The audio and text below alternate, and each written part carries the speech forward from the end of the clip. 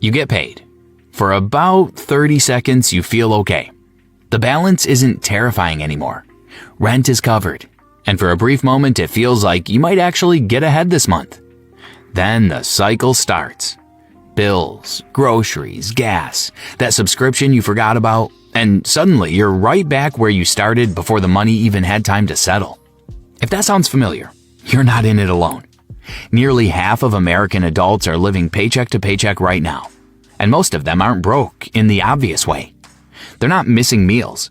They're just stuck in what I call the dead zone. Not destitute, but not building anything either. Every month resets to zero, and savings never seem to survive contact with real life.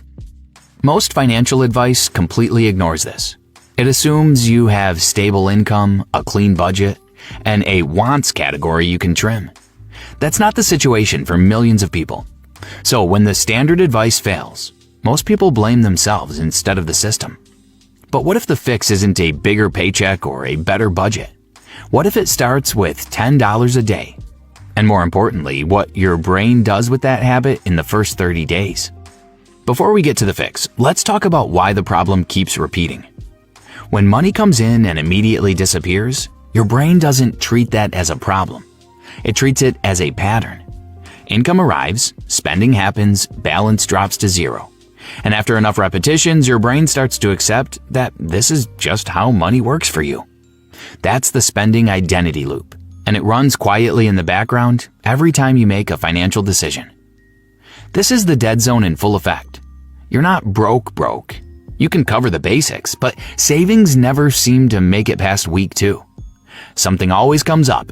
A car repair, a medical bill, a month where the hours at work dropped and suddenly the math doesn't work anymore. So the money you moved to savings moves right back out. And now you're not just back at zero financially. You feel like you failed personally. That failure feeling is where the real damage happens. People try the standard approach. Set up an automatic transfer, save a percentage of every paycheck, follow the 50-30-20 rule. For some people, those systems work great. But the 50-30-20 rule assumes you have a 30% wants category to work with. For someone living paycheck to paycheck, it's more like 95% survival and 5% hoping nothing breaks this month. There is no 30%. There's just the pile of things you owe and the money that isn't quite enough to cover all of them. So the automatic transfer gets reversed.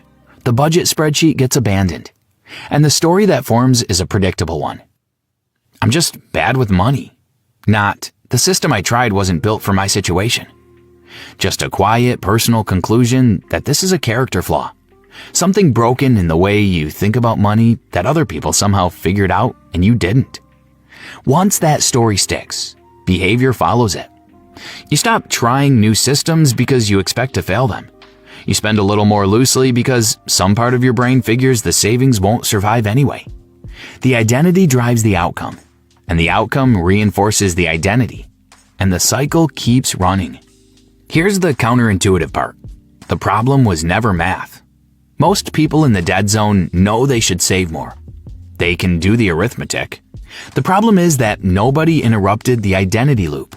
Nobody gave them a system small enough to actually win at, consistently, until the story started to change. That's exactly what the $10 habit does.